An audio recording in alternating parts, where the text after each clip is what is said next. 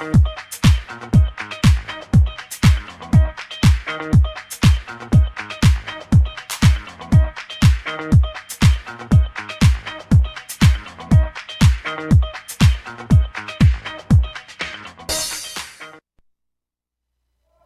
buenas noches, amigas y amigos todos que ven este programa todos los sábados conversando con Luis Hermes. Muchísimas gracias por permitirme ingresar a sus hogares y sostener este diálogo permanente para temas de ciudad, territoriales, regionales, nacionales e internacionales. Siempre con invitados especiales que conocen a profundidad los temas que aquí tratamos.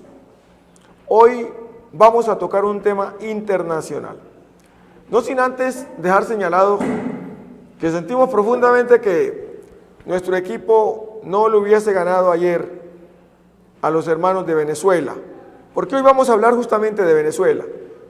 Debimos haber ganado el partido y pasar tranquilos ya para irnos al Mundial en Rusia. Pero bueno, nos faltan todavía jugar con Brasil en esta etapa, luego vamos con Uruguay y terminaremos seguramente en el Mundial de Rusia. Para conversar sobre la crisis venezolana, hemos invitado a un politólogo que muchas veces se ha encargado de manejar este programa, de profundos conocimientos,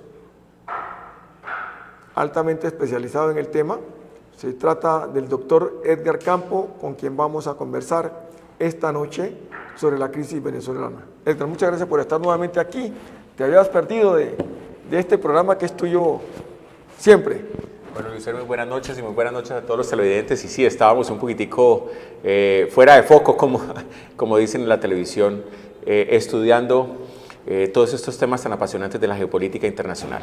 Sí, el tema que hoy vamos a tocar, Edgar, es el tema de la crisis venezolana, porque para nadie es un secreto que Venezuela atraviesa por una crisis institucional, política, social, humana, que no tiene límites en la historia reciente de América Latina. Y precisamente dentro del campo social, pues se siente muchísimo, porque en Venezuela los venezolanos están pasando hambre, las necesidades son muchísimas, los medicamentos no se consiguen, los alimentos pues mucho menos, escasean totalmente. Por otro lado, la crisis económica ha golpeado muy duro y seguirá golpeando a Venezuela. Ya está, la devaluación está en el 1000%. Ningún país en el mundo ha tocado fondo como lo ha hecho Venezuela. Y desde luego las calificadoras de riesgo tienen a Venezuela totalmente en el suelo, no tiene reservas. Y para más sentido, Donald Trump acaba de cerrarle la puerta macroeconómica, embargando las cuentas de los venezolanos, específicamente de quienes forman parte del gobierno de Maduro, y también obviamente golpeando muy duro a las arcas del gobierno. En ese sentido, China, que es uno de los amigos de Venezuela, ya no le quiere prestar más plata, le debe más de 60.000 millones de pesos. Y Rusia, a quien le debe más de 20.000 millones también, no le va a prestar más plata. De tal manera que está en una insolvencia muy grande, pero además el éxodo de venezolanos a Colombia es muy grande. Inclusive se ha planteado y ha sido muy rechazado por los gobiernos una posible invasión de los Estados Unidos para poder recuperar aparentemente el gobierno democrático en Venezuela. Y de eso hablaremos con este personaje que tengo aquí al lado, el doctor Edgar Campo, que tanto conoce y que le apasionan estos temas. Ustedes lo han visto a él cubriendo desde Francia, desde España, cubriendo temas internacionales importantes. Total que con él vamos a hablar ahorita sobre la crisis venezolana. Sí, Luis Hermes y televidentes, un magazine francés llamado Libération dice lo siguiente en un artículo que se llama Venezuela sin Chávez, o el chavismo sin Chávez. Y dice el magazine, y con eso introducimos el programa de esta noche, lo siguiente: aunque muerto, Hugo Chávez es 2 veces más apreciado que Maduro por la población. Así es. Esa es una frase lapidaria. Nos muestra entonces que el caudillo, Hugo Chávez, es el que lleva obviamente la revolución bolivariana, el denominado socialismo del siglo XXI, lo lleva al poder y durante más de una década se instala obviamente en la presidencia de la República Bolivariana de Venezuela. Y empecemos con el tema del simbolismo. El escudo de Venezuela tiene el caballo blanco de Bolívar, que antes de la revolución caminaba hacia la derecha, o sea, galopaba a la derecha. El escudo está al otro lado, ahora galopa a la izquierda. Esa es una idea de Chávez, ¿no? Claro, es el tema del chavismo, del socialismo del siglo XXI y de la izquierda. Si ustedes miran, por ejemplo, cuando se hace la juramentación o la protesta, que el término protesta significa aceptación o juramentación de un cargo, de los nuevos miembros de la Asamblea Nacional Constituyente, levantaron la mano izquierda para jurar, no la mano derecha, como es lo tradicional al momento de hacer una declaración, por ejemplo, en una corte, en un tribunal o en un juzgado. Pero adicionalmente, el chavismo, desde sus orígenes, ha pretendido desmarcarse directamente de la influencia que ha tenido o haya podido tener los Estados Unidos en el continente. Es por ello que en un momento determinado, y el mapa geopolítico y político cambió, tuvimos entonces en el poder diferentes mandatarios proclives a la izquierda, esa denominada nueva izquierda latinoamericana, y enlistémoslos, empezando por el presidente Hugo Chávez, luego pasemos para el presidente Luis Ignacio Lula da Silva, pasemos a el presidente Kirchner en la Argentina, pasemos entonces a Evo Morales. Fernanda también. Sí, luego lo sucede, la Cristina Fernández Evo Morales Kirchner, en Bolivia. Evo Morales en Bolivia, en el lado del Ecuador, Rafael Correa, en Nicaragua entonces al presidente Ortega, y el continente entero había girado hacia la izquierda. Una gran influencia al denominado Foro de Sao Paulo. El Foro de Sao Paulo en Brasil, correcto. En la izquierda con Lula da Silva. Lula da Silva, el Partido de los Trabajadores, y luego Dilma Rousseff.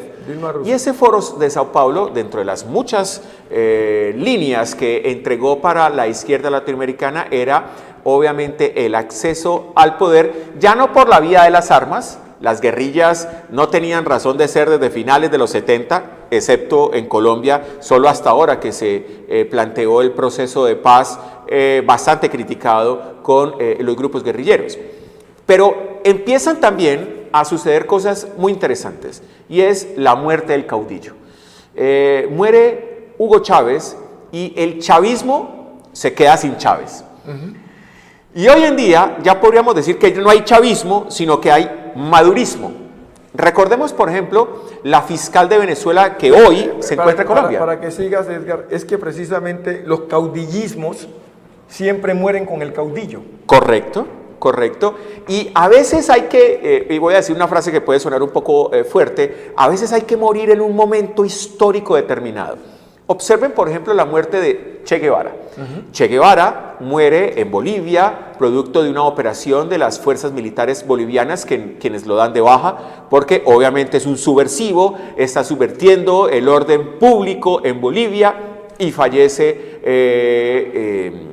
el Che Guevara bajo obviamente la operación militar. Pero eso eleva al Che Guevara a la categoría de ícono. Claro.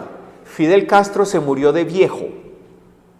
No es un ícono. No llega a la dimensión del Che Guevara. Con ser que Fidel Castro es un gran líder político. Si él hubiese muerto en una operación militar, por ejemplo, había pasado a la historia. En una forma. En cambio, pasó a la historia, pero como una persona legendaria que le hizo mucho daño a Cuba. Que le hizo mucho daño a Cuba, que estuvo más de 50 años en el poder y demás. O sea, incluso los líderes requieren en un momento determinado morir en un momento específico y bajo unas condiciones particulares. En el caso de Chávez, Chávez fallece en el momento más alto de la popularidad que puede presentar un líder latinoamericano en la historia. Incluso podría estar riñendo su popularidad con la del presidente Álvaro Uribe Vélez, que también es un líder latinoamericano y que tuvo una gran popularidad, que aún se mantiene incluso no estando en la presidencia de la República. Bajando, ¿no? Sí, bajando, pero se ha mucha... mantenido después de 8 años por fuera del poder y demás. Gusten o no nos guste o no nos guste. Así es. Entonces, ¿qué sucede?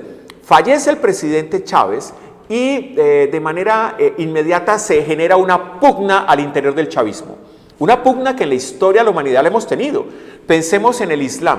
Cuando fallece el profeta Mohammed o Mahoma, se genera una pugna al interior del Islam que crea luego dos corrientes, los chiitas y los sunitas, para saber quién era el heredero natural del profeta. Es que es así siempre. Claro. Con lo de Mahatma Gandhi, Total, en la India pasó lo mismo. ¿Y cómo se dividió para dar paso Aquí en Venezuela entonces existían dos corrientes. Una encabezada por Diosdado Cabello, digamos el hombre fuerte de Venezuela, el hombre Vladimiro Montesinos del régimen. Exactamente, el hombre de los militares. Totalmente. Entonces está esa línea muy dura, podríamos llamarla de la extrema izquierda, y está una línea un poco más moderada, no tanto, que es la que encabeza Nicolás Maduro. Terminan ganando, digamos, esa pugna en particular Nicolás Maduro, pero queda con poder bajo la sombra Diosdado, porque quedan los militares. Totalmente. El mandato de los soles. El mandato de los soles y el cartel de los soles. El cartel también de los soles, además de mandato del cartel. Ahora hablaremos un poco del tema del narcotráfico y cómo geopolíticamente está afectando a toda la región.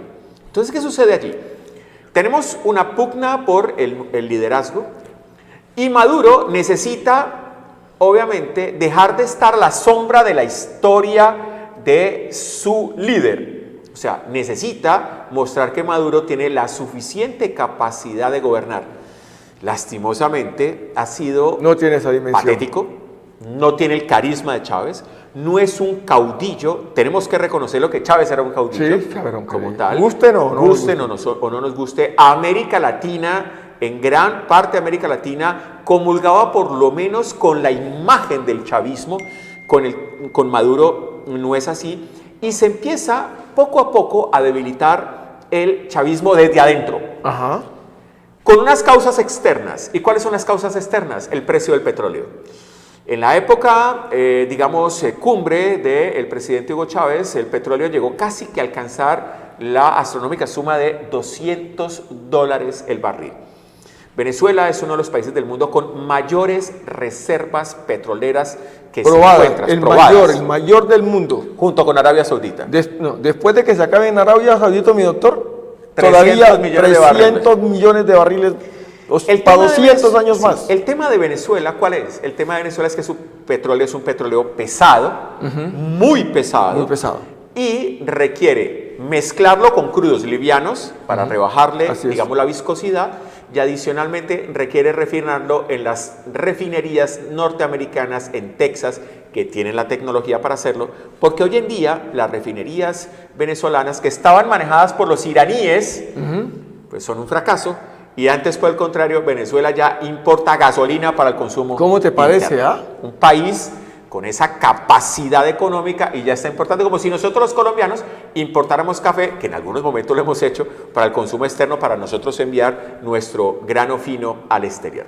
Entonces, baja el dólar y eso genera inmediatamente una consecuencia. ¿Y cuál es la consecuencia? No había ahorro suficiente por parte del gobierno de Venezuela para afrontar la crisis, porque es bien sabido que la chequera del chavismo circuló por América Latina. Claro, imagínense dándole a Nicaragua petróleo, claro. dándole a Cuba. A Cuba. El petróleo que recibe hoy Cuba, el barril de hoy, lo paga en 10 años a precios de hoy y a cero intereses. Sí, claro. Y además lo paga Cuba con base en unas misiones. Exactamente, que envía a Venezuela. Que son los, digamos, los colectivos de médicos, de profesores, de entrenadores deportivos. Exacto. Y pensemos en la seguridad. La guardia pretoriana de Nicolás Maduro y que fue de Hugo Chávez cubana. es cubana 100%. Eso implica que la inteligencia cubana es la que ha estado detrás, obviamente, de todo este manejo televisivo, de represión a la población civil, de violación de los derechos humanos, que ya están acostumbrados en Cuba durante tantos años. Cae el petróleo, entonces, lo decimos, baja el nivel de ingresos de Venezuela y empieza el continente lentamente a girar o al centro o a la izquierda. Pensemos, Argentina entonces termina los gobiernos a la derecha. Kirchner, pasa a la derecha con Macri. Chile tuvo a Piñera, que era de derecha, y pasa a centro con Michelle Bachelet. Centro izquierda estilo Santos. Sí. Luego tenemos Ecuador. En Ecuador, Lenin ha sido una gran sorpresa. Ya está investigado el vicepresidente Glass, claro, como Glass. Tal. Lenin ha sido una sorpresa de Odebrecht. Por el caso de Odebrecht, porque Lenin era vicepresidente de Rafael Correa. Sí. Y ha hecho una crítica tan fuerte que le dice, es que nos dejaron solamente el cascarón. Aquí tenemos un gran problema económico. Todos mirábamos a Ecuador como un gran milagro. Para nadie es un secreto que lastimosamente las carreteras del sur de nuestro país lastimosamente son perversas. Entonces pasamos Rumichaca, llegamos a Tulcán y grandes autopistas. Entonces la gente decía, el milagro 3G, claro, 4G hasta donde, en pueblos donde uno total, no puede, ¿cómo puede ser que de Esmeraldas, San Antonio de los Caballeros, San Antonio de los Caballeros, estos son pueblos de 30.000, 40.000 habitantes. Total. Entonces Lenin le dice ya ahora, de izquierda, candidato del oficialismo, le dice a Correa, señor presidente, esto no es tan cierto, aquí tenemos un problema y hay una crisis política en este momento en el Ecuador. Nos vamos entonces al tema, por ejemplo, peruano, y gana PPK, Pedro Pablo Kuczynski, hombre de centro derecha, centro derecha, porque era más de derecha que Keiko Fujimori, la hija del presidente Fujimori. O sea, el continente empieza a girar y el problema de Brasil. Sí. El problema de Brasil en donde Lula da Silva es investigado, donde la presidenta Dilma Rousseff es destituida, el actual ahora Temer tiene problemas serios para ser destituido pero el continente giró de la izquierda a la derecha. Entonces se está quedando Venezuela sola. Todavía tiene un apoyo de unas pequeñas islas que ahora sí cuentan en la OEA. Sí. Para los votos. Esas islas como podríamos decir Santa Lucía, Barbados, que son miembros de la OEA y que siempre han estado votando en favor de Venezuela. ¿Y por qué votan en favor de Venezuela? O porque hay una refinería venezolana allí, o porque Venezuela les envía el petróleo en un momento determinado. O sea, el panorama cambió y la situación se volvió muy, muy complicada. El problema ya al interior de Venezuela, Luis Hermes y televidentes, es que la oposición no está unida.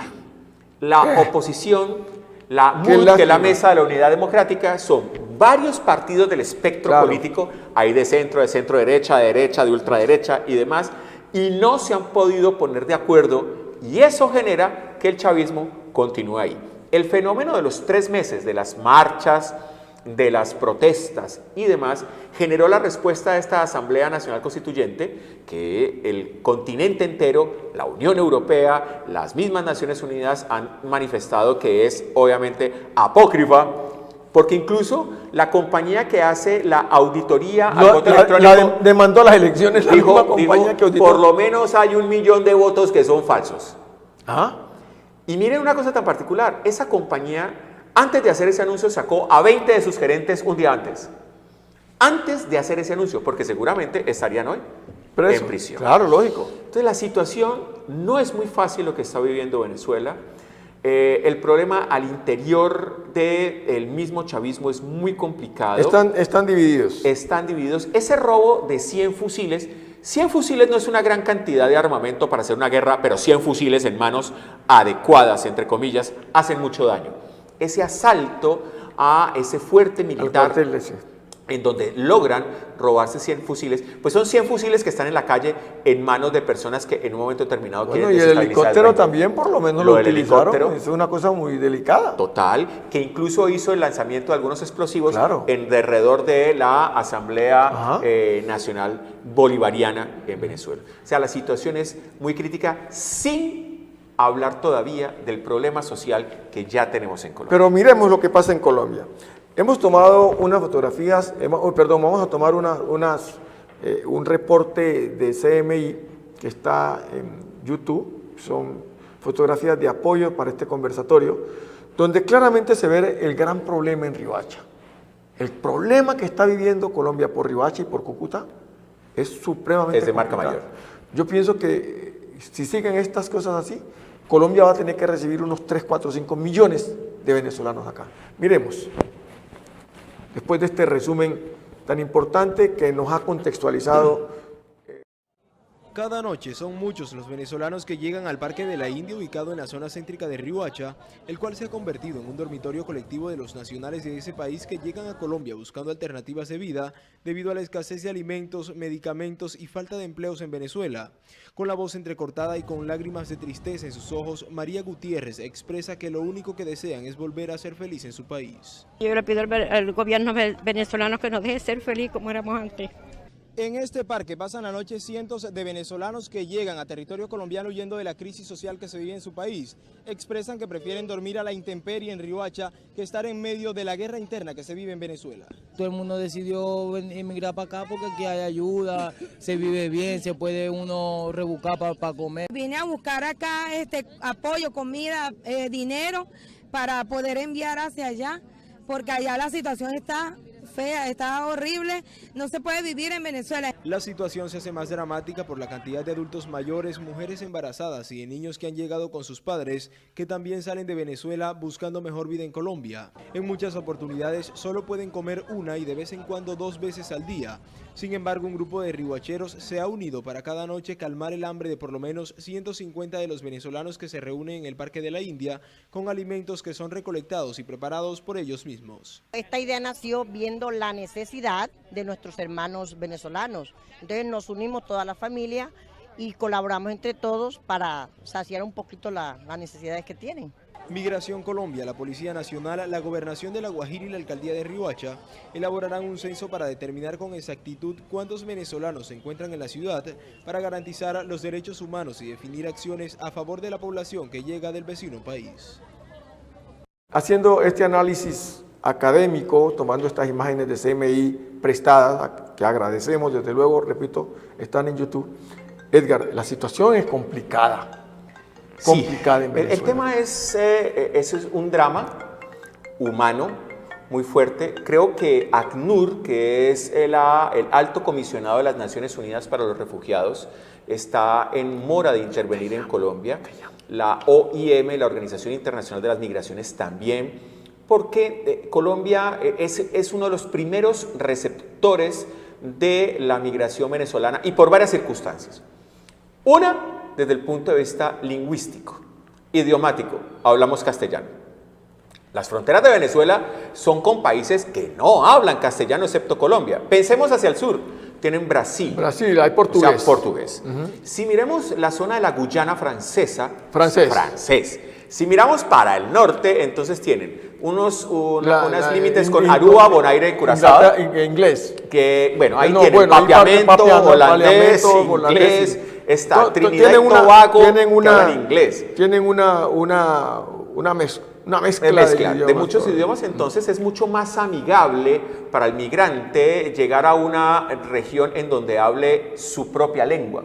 Porque una de las primeras barreras para el migrante precisamente es el no poderse dar a entender.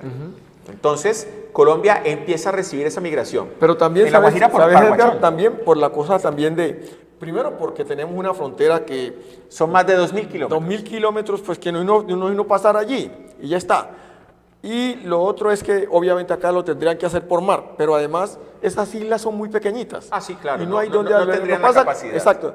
Pasa lo que pasa con nosotros en San Andrés. Los colombianos no tenemos, los que somos los del continentales, no podemos ir a vivir a San Andrés. No hay más donde albergar gente allá. Claro, porque y San Andrés es mucho más grande que algunas de esas islas. Es mucho más grande que algunas de esas islas. Entonces, ¿qué sucede allí? Para el migrante es más amigable pasar del lado colombiano. Y no crean que la situación solamente se ha concentrado en Paraguachón o en Cúcuta y demás. La migración venezolana se siente ya en todo el país. En el caso de Cali, desde donde se emite este programa, ya hay una gran colonia de venezolanos claro. en Cali, ya hay trabajadores venezolanos que uno encuentra como cajeros o cajeras de algunos almacenes de cadena, grandes superficies. Ya tenemos incluso la famosa arepa venezolana, Ajá. bastante diferente Al a la orden del nuestra, día. al orden del día, como tal. Entonces hay una migración muy fuerte y digamos que el Valle del Cauca todavía no ha experimentado el fenómeno que está viviendo en este momento norte de Santander, que está viviendo Santander, que está viviendo La Guajira, que están viviendo algunos departamentos de la costa caribe colombiana, en donde se están destinando ingentes recursos para brindar educación a estos niños venezolanos que tienen la derecho salud, a ello, la salud, ya, la vivienda, dormitorios, hay ya, que dar, hay vivienda, campamentos para total, poderlos estamos atender. destinando de nuestro presupuesto para recibir a estos hermanos, compatriotas, sí, que son compatriotas realmente, pero no tenemos todo el dinero para claro, hacerlo. Claro, porque aquí también tenemos mucho desempleo. Por eso es que yo digo que es importante que ACNUR y la OIM empiecen a destinar algunos recursos para que Colombia pueda atender la crisis adecuadamente. Afortunadamente en Colombia no se han presentado brotes xenófobos. Afortunadamente. Pero fíjese usted, ya que usted está tocando este tema, mire el problema que tenemos con la invasión que esta semana, en esta semana, justamente el martes, hizo una tropa de más o menos unos 70 o 100 de la Guardia Nacional, de la Guardia Nacional que pasaron con motocicletas. En La Guajira le quitaron la plata, el dinero a las personas. En La Guajira sí, pero también pasaron al otro lado acá e invadieron una finca. Ah, ok, perfecto, sí. Miremos para que usted se dé cuenta de lo que pasó. El presidente Santos tuvo que salir al rescate de esto y utilizar los canales diplomáticos para evitar, porque podría darse una confrontación de guerra y eso devolvería una gran fuerza legitimaría al gobierno de Maduro. Entonces, se ha manejado con mucha diplomacia. Creo que Santos, Premio Nobel de Paz, en esto ha tenido la suficiente madurez para poder manejar una situación tan grave como fue el paso del río que hicieron los venezolanos. Miremos, y verá. Aquí tenemos imágenes al respecto. Al territorio colombiano, en el departamento de Arauca, me permito informar a los colombianos que tan pronto fui enterado el día de ayer de la situación, di instrucciones a los ministros de Relaciones Exteriores y Defensa que se comunicaran con sus homólogos venezolanos, siguiendo nuestra costumbre de hacer prevalecer el diálogo y las vías diplomáticas para solucionar los problemas. Después de las conversaciones entre los ministros de Relaciones y Defensa con sus homólogos, se decidió enviar una comisión de expertos de ambas carteras para verificar de qué lado de la frontera se encontrarían los militares venezolanos. Simultáneamente, di las instrucciones para que personal militar se desplazara a la zona. El director de Soberanía de la Cancillería colombiana, Ricardo Montenegro, llegó esta mañana muy temprano al lugar y comprobó in situ, en el sitio, que el área donde están los militares venezolanos es territorio colombiano. Sobre esto no cabe la menor duda. La línea de frontera en ese sector la determina, según los tratados vigentes, el río Arauca, y los militares venezolanos se encuentran en la ribera colombiana. Pueden darse cuenta cómo el presidente de la República, Edgar, tuvo que entrar pues a intervenir y evitar de todas maneras que se fuera a presentar una confrontación.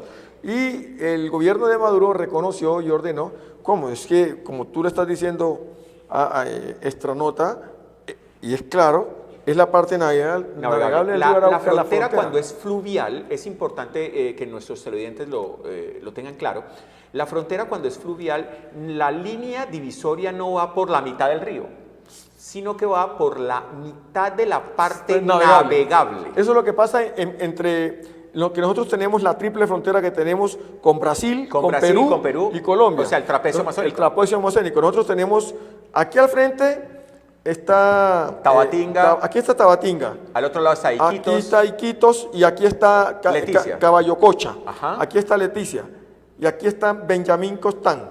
Entonces el río está por aquí. Y el río Amazonas muchas veces se corre. Y correcto. se corre bien o para Colombia o para Brasil, el Perú. o bien para el Perú. La parte que le corresponde como frontera es la parte navegable. Y sabes tú que cuando el río se seca, inmediatamente la gente hace sembríos de arroz. Esa no la sabía. Sí, claro, pero arroz en cantidad. Y de todos los Y tres luego países. cosechan, claro. Depende, si se corre para allá, los peruanos siembran.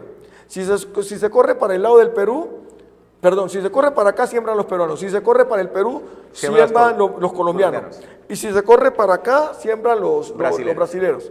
Bueno, ¿Ve? y hay aquí que hacer una aclaración. El gobierno de Colombia y el Ministerio de Defensa y el Comando General de las Fuerzas Militares enviaron a la zona una brigada móvil. Una brigada móvil es un elemento militar muy fuerte. Disuasivo. Y ustedes pueden encontrar en la internet, ahí mismo en el YouTube, unas imágenes de la salida de los soldados venezolanos. Créanme que da vergüenza ajena.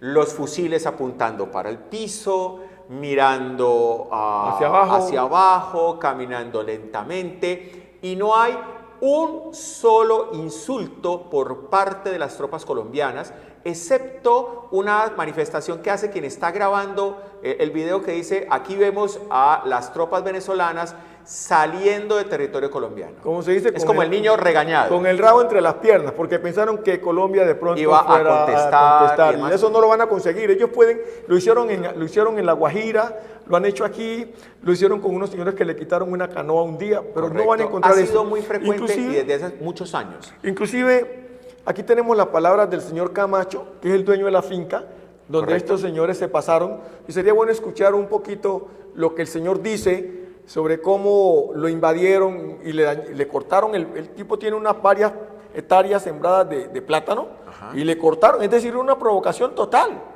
Miremos lo que tenemos sobre esto. Miremos las imágenes. Nos atiende en este momento, repito, en su terreno, en esa zona de Arauquita, están los militares venezolanos. Señor Camacho, buenos días. Sí, señor, muy buenos días. Señor Camacho, ¿usted es el dueño de esa tierra en donde están los venezolanos en este momento? Sí, señor. ¿Cuánta tierra tiene usted allí, don Edgar? Ahí son 51 hectáreas, 600 metros. 51 hectáreas, 600 metros. ¿Esa es zona colombiana, señor Camacho? Sí, señor, claro. El río Arauca es el límite con Venezuela. Ya pega el río Arauca. Sí. Señor Camacho, Sí. ¿usted es colombiano o es venezolano? Colombiano. ¿Cuál es su actividad económica, señor Camacho? Agricultor. O sea, allá precisamente en la finca hay 50.000 matas de plátano de cultivo. Sí. ¿Y qué le ha pasado a sus matas de plátano, a ese platanal que tiene usted sembrado allí? Sí, pues el ejército venezolano llegó ahí y le dieron machete a las matas para hacer campamento, para armar carpas y toda vaina, y me dañaron un cultivo.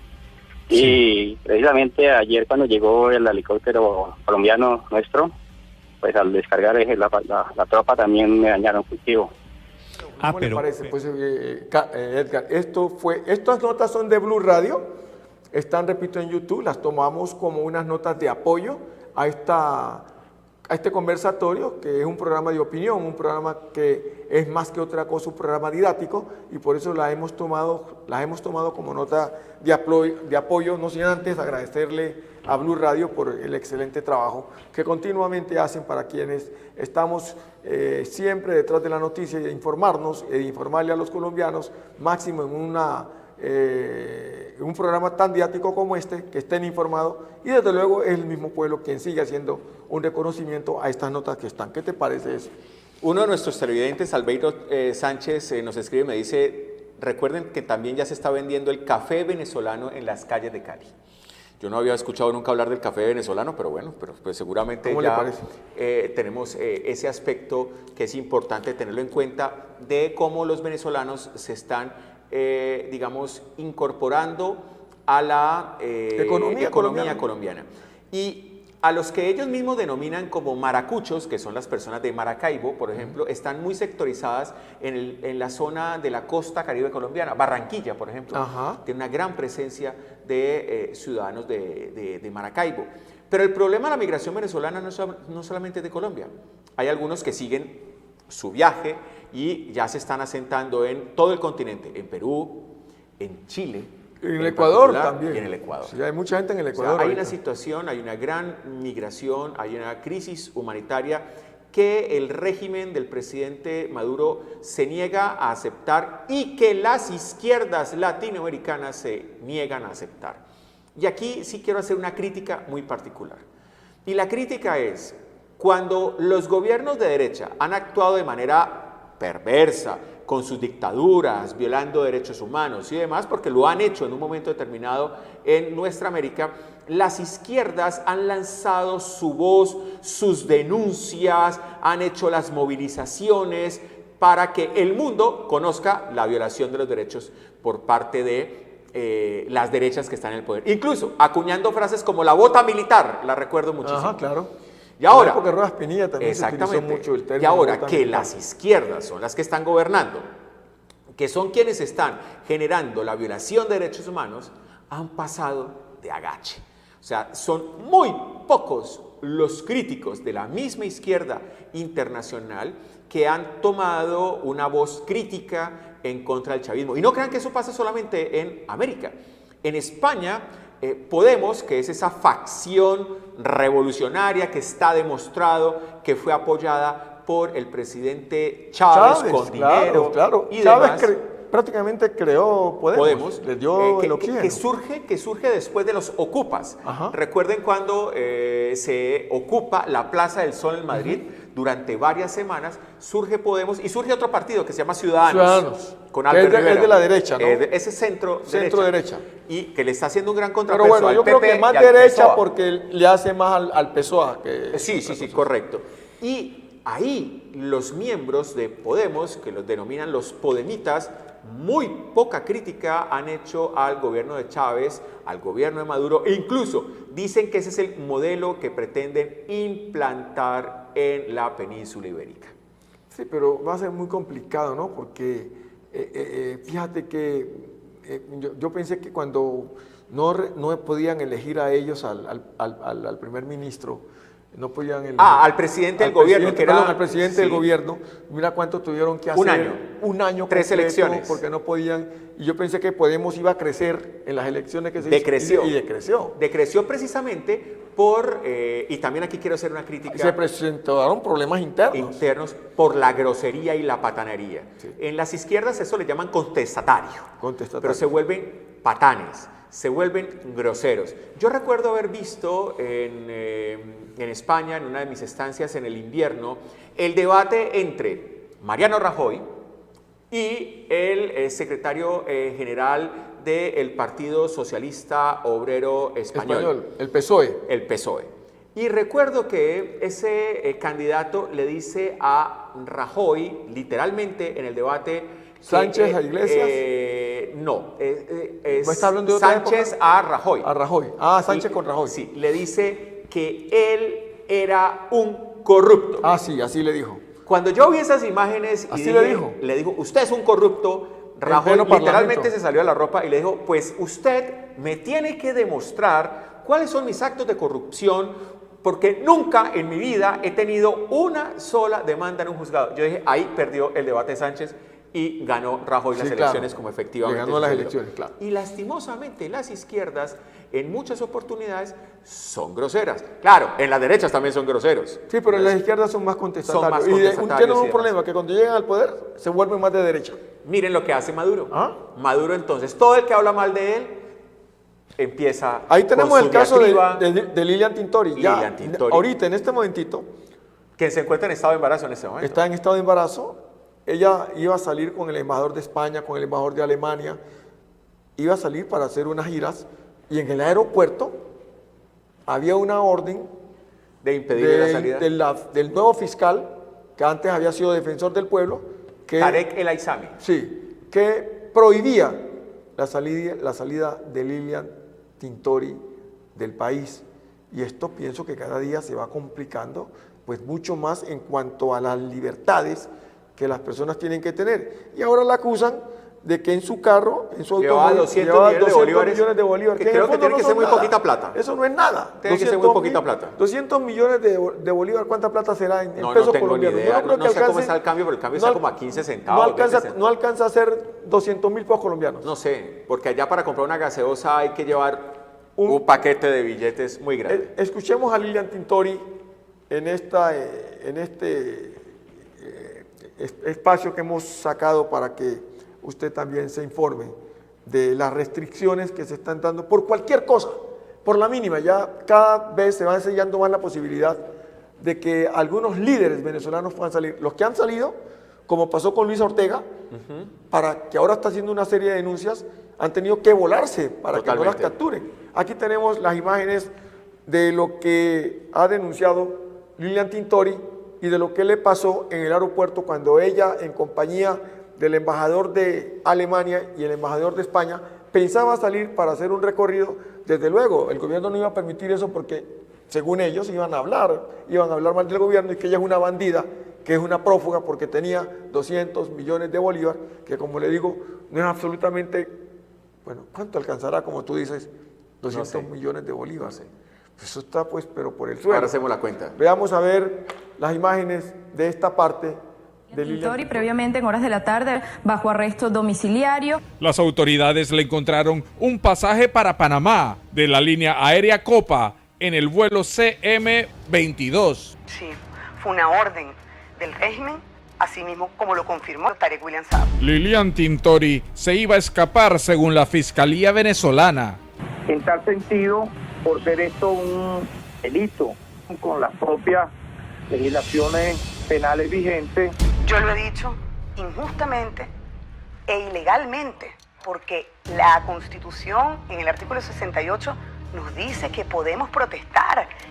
Como decíamos, la esposa del dirigente opositor Leopoldo López respondió a través de las redes sociales. Lilian Tintori denunció que el gobierno de Nicolás Maduro le prohibió la salida del país. Diosdado Cabello también se pronunció al respecto. La campaña fue creada por un grupo de venezolanos apátridas residenciados en Ciudad de Panamá, en Panamá. Tanta plata que llevaron venezolanos en Panamá, hicieron centros comerciales, hicieron, ¿cómo se llama esto?, empresas, plata muchas veces robada de Venezuela. El motivo sería por la investigación que emprende la Fiscalía en su contra, por la incautación. Más o menos, ¿a cómo está? Estoy leyendo aquí, está a 23 centavos. 23 centavos por peso colombiano. Eso viene siendo más o menos unos 4.600.000 pesos. Vamos a mirar a hacer la cuenta ahora en cuánto nos daría acá. Pero mientras buscamos aquí la aplicación. Son más o menos 4.600.000 pesos que aquí cualquier colombiano puede andar perfectamente con 15, 20 millones de pesos y eso no representa absolutamente nada. 50 millones. Tener 10 millones de pesos implica el transporte, que hay que llenar una serie de documentos para evitar el tema del lavado de activos. Sí. Demostrar que tiene la procedencia del dinero, que Correcto. tiene la capacidad para eso. Y ya que está tocando esa capacidad, oiga, ¿por qué no han investigado a estos tipos? Yo creo que a Moreno también le van a meter eso y a los magistrados. Y a Musa Abesaide, ¿de dónde sacó los 2.000 millones de pesos? Él dice que le entregó a Moreno 2.000 y a los magistrados 2.000 millones de pesos. Ahora yo creo que hay que investigar a Musa para que diga de dónde. Enriquecimiento ilícito. 200. Teleconcusión. Ahí existiría enriquecimiento ilícito, concusión. Con todo. Y una otra ¿De serie dónde de delitos. sacó 2.000 millones de pesos para tenerlos en su casa? Sí. Porque no los tenía en un banco, sino que él entregó una maleta con 2.000 millones de pesos, de los 6.000 millones que le estaban pidiendo. Eso también da para investigación. Pero sigamos con el caso de Venezuela, para que no nos desviemos. Que esto está muy... Estoy buscando aquí muy podrido, la tabla para el tema. Y hablando de que la fiscal Luisa Ortega sí se pudo escapar con su Esa esposo. es de película, ¿no? Esa es película. como Misión Imposible, Claro. porque toma un vehículo a las horas de la madrugada que sale, dice ella, desde Caracas, llega hasta la península de Paraguaná. Ahí en la península de Paraguaná hay una ciudad muy importante que se llama Coro, y ahí cerca hay una base naval de de la Armada de Venezuela llamada Punto Fijo. Toman allí en Paraguaná una lancha, me imagino que es una lancha con bastante potencia, y en 30 minutos llega hasta Aruba.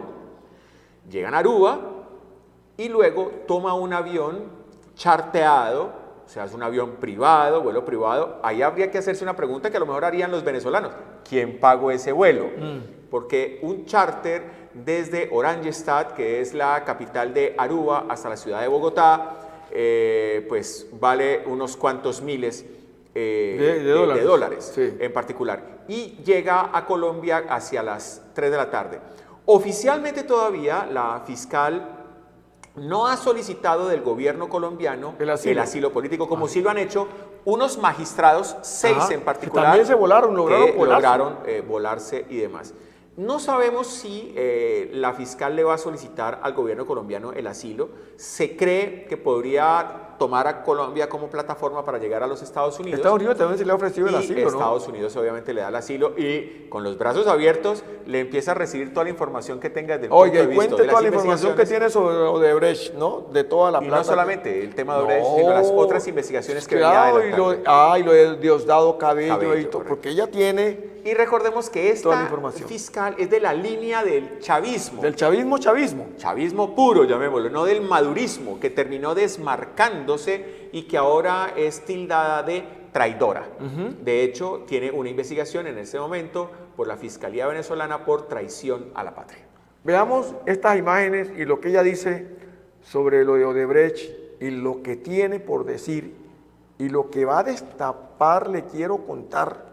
Porque obviamente por sus connotaciones de ser la fiscal, además porque era de la casa. Total. Era de la casa, entonces... Y se fuga con 2 de los fiscales anticorrupción, o sea, ya sale con su marido y con 2 fiscales anticorrupción que manejaban los casos más delicados. Miremos. Ahí está. Ya tenemos aquí... Pero sí, tengo muchas pruebas del último escándalo de corrupción que afecta no solamente a Venezuela, sino a toda la región, Odebrecht. Hay unas pruebas que involucran a un miembro de la Asamblea Constituyente, Diosdado Cabello.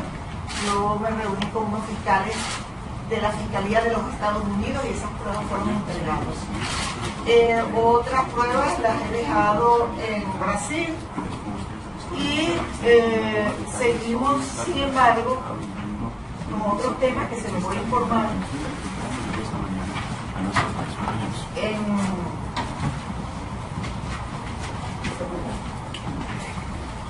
el caso de Odebrecht, tenemos muchos funcionarios venezolanos comprometidos con este tema. Fíjense que, además del presidente Nicolás Maduro, que trajo del fisco nacional entre 8 y 10 millones de dólares en efectivo, y lo pagó una importante firma, utilizaron como fachada a la empresa venezolana llamada Contextus Comunicación Corporativa, que es propiedad de Mónica Ortigosa Villasmil. Ella es esposa de Alejandro Escarrá Gil, sobrino de Hernán Escarrá, por cierto, miembro de la Constituyente, y que tiene muchos bienes en Estados Unidos. Entiendo, yo no tengo pruebas de eso, sino que me dijeron que él también estaba siendo investigado por eso en Estados Unidos. Pero estas pruebas también nosotros se las vamos a entregar. La exfiscal, yo creo que todavía sigue siendo fiscal. Legalmente es la fiscal, y así porque lo si reconocen. se está alegando que la Asamblea Constituyente no es legítima. Todos los países del mundo siguen reconociendo a Luisa Ortega como la fiscal legal de Venezuela. De hecho, participó en un congreso encuentro de fiscales en México. Ella participó por vía telefónica y fue bien recibida por parte de los fiscales de la región. Pero la situación está tan mala, inclusive, que frente al narcotráfico hay denuncias clarísimas de personas que cada vez estrechan más a este gobierno por lo que está pasando en Venezuela. Y digamos que si bien es cierto no va a haber una invasión, yo quiero terminar, íbamos a poner otra nota, pero creo que no alcanzamos. Yo quisiera, Edgar, que analizáramos en 2 minutos que nos queda, pero muy rápido para hacer otro programa posterior, porque esto se va a prestar para muchos programas. Estados Unidos no va a invadir. No. ¿Tú crees que Estados Unidos invadiría? No, esto no puede ser una Playa Cochinos 2, No, como fue el tema de... Ni tampoco Panamá. De la CIA. Tú Panamá tampoco va a Hay ocurrir. Panamá, esa obra de teatro. Lo que pasa es que con Panamá era distinto, se iba por el dictador Noriega, Estados Unidos tenía unas tropas en la zona del canal. Pues o sea, que eso es medio, lo que tenían ellos era total, medio. ahí medio, estaba por medio ejemplo la base de territorio. Albrook. Sí. Recuerdo que hoy en día es un centro comercial. Oiga, qué bonito. El Albrook Mall. En esas barracas funcionaba obviamente una base y estaba la IAFA. Tenían que era- una base en el oriente y otra donde vivían ellos en el occidente. Sí, la IAFA, que era la Inter-American Air Force Academy, o sea, la Academia de las Fuerzas Aéreas Interamericanas y demás ahí en Albrook. Es distinto. Llegar a Venezuela a hacer una invasión sería, primero, un baño de sangre, sería inaceptable por el mundo y Colombia recibiría de reflejo esa situación porque siempre el chavismo ha dicho que la invasión pasa por Colombia y que Colombia va a ser el Bueno, trampolín. de hecho aquí hay 8 bases de los Estados Unidos. Sí, pero obviamente los norteamericanos no necesitarían utilizarlas. No necesitan Ponen eso. un portaaviones, la quinta flota que está activada y que va por el Caribe, Claro. pues perfectamente tiene mayor capacidad Ahí de tienen- aviación que las Fuerzas Aéreas de América juntas. Tienen Puerto Rico, En Puerto ya Rico, no tienen ningún correcto. problema y que lo tienen allá al frente a Venezuela, no Sí. tienen ningún problema.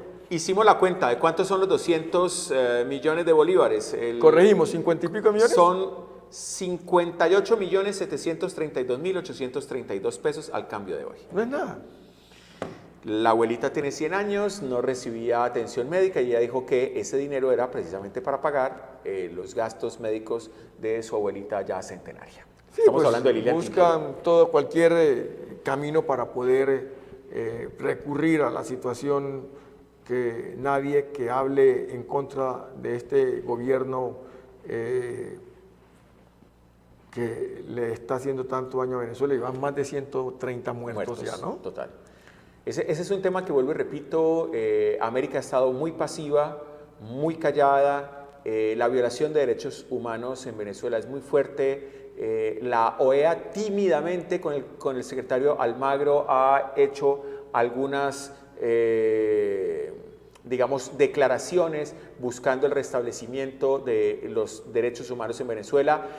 El Mercosur ya está cambiando su discurso. Suspendió a Venezuela obviamente del pacto económico como tal. Está cambiando su discurso. Y Venezuela, previendo que la OEA lo podría expulsar, como hizo con Cuba, pues solicitó retirarse de la Organización de Estados Americanos, solicitud que todavía no ha sido tramitada. Porque eso demora un adecuadamente. año, ¿no? Para poderse retirar. Pero frente a la situación económica es tan dura que Venezuela se va a tener que declarar en insolvencia, porque ya se le van a vencer los pagarés. Los pagarés que tiene pagar. con China, que tiene con Rusia. Recuerden que los rusos les han financiado gran parte de su componente armamentista, los Sukhoi, Sí, claro. los diferentes misiles, los 100.000, 150.000 fusiles AK-103 y 104 que compraron, los carros de combate. O sea, Venezuela ha estado comprando una cantidad de armamento, pero es que las armas no se comen y el pueblo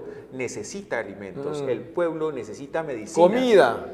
Recuerdo mucho una diputada del chavismo, lo pueden encontrar en internet para que no digan que es, digamos, lanzándole diatribas al chavismo, que decía ante la escasez del acetaminofén que la revolución tenía la capacidad de salir adelante y que iban a sembrar maticas de acetaminofén para que pudieran conseguirlo en Venezuela. Bueno, hemos llegado al final de este programa conversando con Luis Hermes. Edgar Humberto Campo, mi compañero, quien en muchísimas ocasiones ha tenido que hacer este programa en mi ausencia. Me tiene satisfacción cuando uno encuentra compañeros del conversatorio como Edgar Campo. De hecho, siempre traemos personas con mucha solvencia en el manejo de los temas, específicamente para que contribuyan a la información que usted requiere. Edgar, muchas gracias por estar aquí. No se lo pierda, porque usted tiene que dirigir este programa como lo ha hecho en reiteradas ocasiones. Muchas gracias, Luis Hermes, y a nuestros televidentes. Y claro, aquí estamos para acompañarlos cuantas veces sea necesario. Y amiga y amigos, si usted no sabe dónde está su hijo o su hija, dónde se encuentra, qué está haciendo, cuáles son sus amigos, empieza a preocuparse. Porque por no saber dónde están nuestros hijos, se está perdiendo nuestra sociedad. Señor padre de familia, señora madre de familia, en este momento usted sabe dónde se encuentra su hijo, su hija, sus hijos. Empiece a preocuparse. Muy buenas noches. Hasta el próximo sábado.